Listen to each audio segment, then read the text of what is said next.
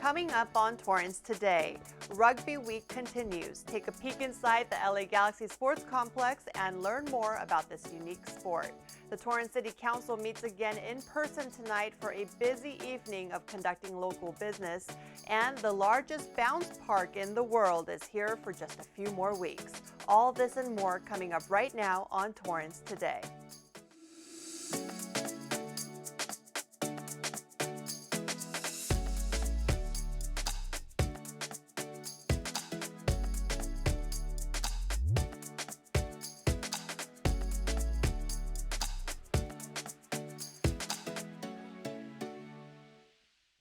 Welcome to Torrance Today. I'm Christine Lee. It's 4 p.m. on Tuesday, August 23rd. I hope your week is going smoothly so far. Thank you so much for joining us. Here is our first story. It's Rugby Week here in Torrance. 16 Olympic teams from around the world are making Torrance their home as they get ready for this weekend's grand finale of the men's HSBC World Rugby 7 Series 2022. This morning, I took a peek at Team Argentina practicing at our LA Galaxy Sports Complex. I also learned a little bit about the sport from a man known as the Captain America of rugby. So this is a rugby ball. You can see it very much looks like American football, but no laces, right? There's one of two ways of passing it. You and I can, now I always say keep your fingers are up or not pointed down, right? So you can sideways with that. You can just pop it to each other, right? Pass it, that's pretty easy, right? Or you can spin it, and the spin's like almost like you're opening a door. The spin is like if you're really far away, I want to spin it, versus I just pop it to you and go there. We actually all know rugby. It's the root of American football, and soccer begets rugby, rugby begets American football, and American football and rugby begets basketball. A lot of sports come from that root. Hey, we're just trying to get something across the line or in a goal. We'll use in soccer again. The Premier League is one of the biggest, if not the biggest, soccer league in the world. They in England they also have the Premiership, which is rugby. So I played in the Premiership for 8 years. Mostly with a team called Bath, and played all over Europe, and for the U.S. team played all over the world. So really got entrenched in understanding what it is about the international game. Torrance has embraced this, and obviously we as AEG with the Dignity Hill Sports Park, which is the home of the 28 Olympic rugby event. So that is where rugby will be. So we're really kind of almost a test event. We're usually in February, and this was obviously because of COVID, but the uniqueness of this is we get to crown, out of the 16 men's Olympic international teams coming, we get to crown a champion for the LA Sevens. But it's also the culmination of the entire series, so we get to crown the series champion. And, teams like Fiji, Argentina, Australia, the U.S. is vying for a top 3 position, so we get to crown 2 champions this weekend. They're here all week in Torrance, stay at the Marriott, right in the hub of it all. They're a mile from the beach. They're right next to a great mall. They get out, they go in the community, we send them to schools. It's a little bit of a pun, but the try is when you score, in rugby, the touchdown or the try. So, come out and try rugby for the weekend. There's family packages, there's really inexpensive tickets, but you get more than just the sport. You get all the international, culture and music and food and all those different things. Games take place on Saturday and Sunday, August 27th and 28th at the Dignity Health Sports Park. The teams will compete in more than 40 games. That's over 8 hours of play on both days. Lyle says these Rugby Sevens matches are perfect for new fans because they go by a lot more quickly, giving you a chance to watch many games while enjoying a festive atmosphere filled with food, music, and other types of entertainment featuring multiple countries. To buy tickets, just go to la7srugby.com. For those looking to dedicate themselves to public service, the Torrance Fire Department is hiring. The city is accepting applications for a firefighter. It's a fire recruit position. Applicants must be at least 21 years old, completed the State of California Fire Academy, or possess a California Firefighter 1 certification, as well as a current EMT1 certification. The Torrance Fire Department has an ISO Class 1 rating and achieved accreditation from the Commission on Fire Accreditation International.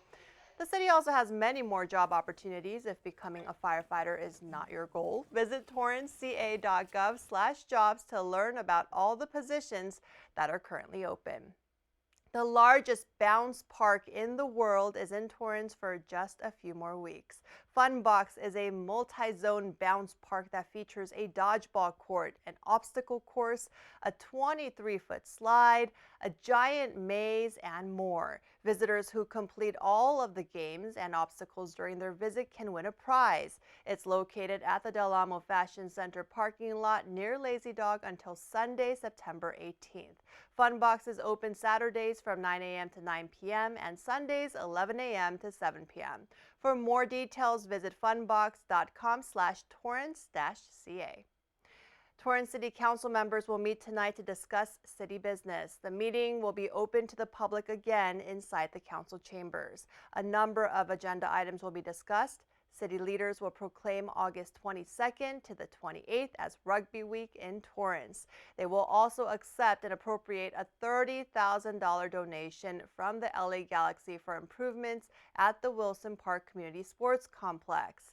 And the city clerk will recommend that council take action to fill the vacant District 2 council seat by appointment from a list of qualified applicants. Virtual participation is still an option for those not comfortable meeting in person. Just email council meeting public comment at torranceca.gov. You can also watch the meeting live on our website, YouTube, Facebook, and of course, right here on Torrance City Cable. As the summer winds down, many of us may be finding ourselves reorganizing and doing away with some clutter. We've gotten some questions about where people can properly recycle their electronics. The city has a helpful website that answers a lot of questions. It's torrancerecycles.org. There are 2 free permanent drop-off facilities you can visit right here in the South Bay. One is the Gaffey Street Safe Center located at 1400 North Gaffey Street in San Pedro, and the Hyperion Treatment Plant Safe Center at 7660 West Imperial Highway in Playa del Rey. Both sites are open Saturdays and Sundays from 9 a.m. to 3 p.m. except on holidays or when it rains. They accept a range of electronics including cell phones, cameras, computer monitors, and e-readers, medical items such as hearing aids and glucose monitors, and office supplies including calculators, fax machines, and printers. They do not accept electronics from businesses, explosives, ammunition, tires, or large goods such as refrigerators and stoves. Almost every weekend there is a free one-day periodic collection event held by the LA County Department of Public Works. Check out cleanla.com for more information. California Governor Gavin Newsom vetoed a highly controversial bill this week. Senate Bill 57 would have created a pilot program of drug consumption facilities in LA, Oakland, and San Francisco. The sites would have been staffed with clinicians who could provide life-saving treatment in case of an overdose.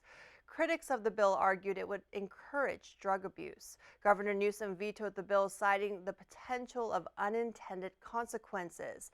Newsom said in a statement, quote, "I have long supported the cutting edge of harm reduction strategies. However, I am acutely concerned about the operations of safe injection sites without strong, engaged local leadership and well-documented, vetted, and thoughtful operational sustainability plans." After his veto statement, Newsom said he instructed the Secretary of Health and Human Services to meet with city and county officials to work on safe and sustainable overdose prevention programs.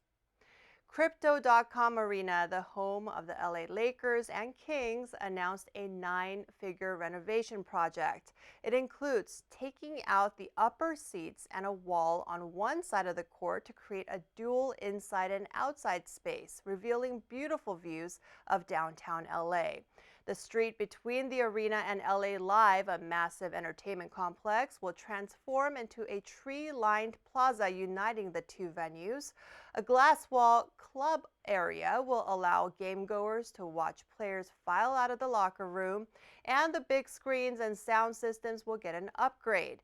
Dan Beckerman, the president and CEO of AEG, which owns and operates the arena, says, quote, The investment in these renovations demonstrates the ongoing commitment of AEG, the Lakers, and the Kings to deliver the best experiences for all of our fans, partners, artists, and teams.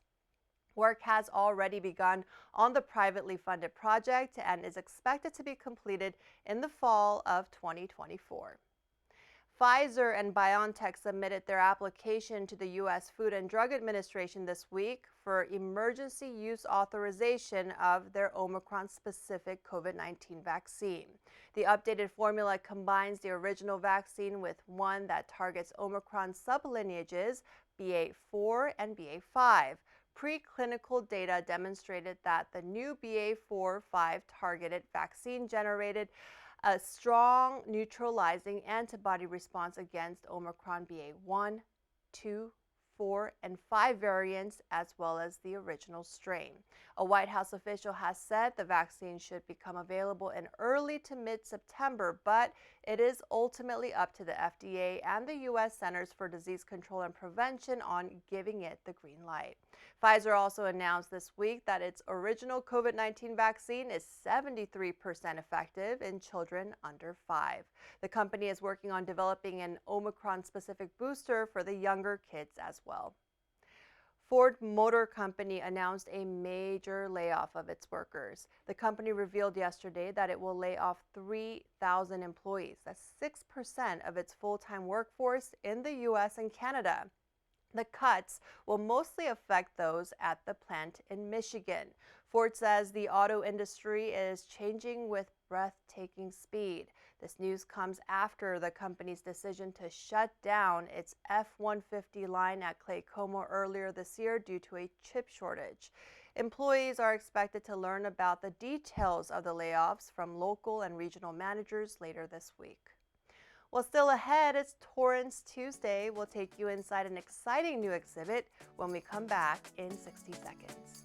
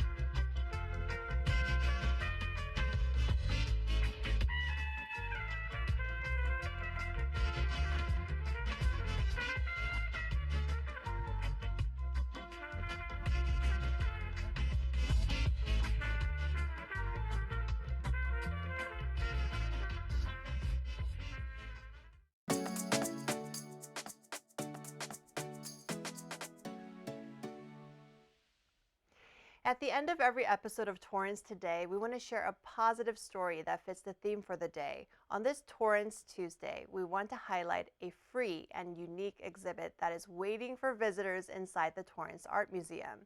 The LA6 and the Underground went on display at the museum's main gallery last month and features the works of nearly a dozen photographers. A group called LA6 began a series of pop-up photographic exhibitions and interventions which recorded the hidden world of inner city LA. This exhibition was formed out of those projects, with other artists invited to participate and extend the dialogue about this aspect of the city. The exhibit examines LA in 2022 with its diversity from beach life to Hollywood and inner city viewpoints. You can check it out in person until Saturday, September 10th. The gallery is open from 11 a.m. to 5 p.m. Mondays through Saturdays at 3320 Civic Center Drive. Well, that's our show for today. Let us know if you have a positive story to tell by emailing us at torrancetoday@torranceca.gov. Thank you for joining us. We'll see you back here tomorrow with more news from and for our Torrance community. Have a great day.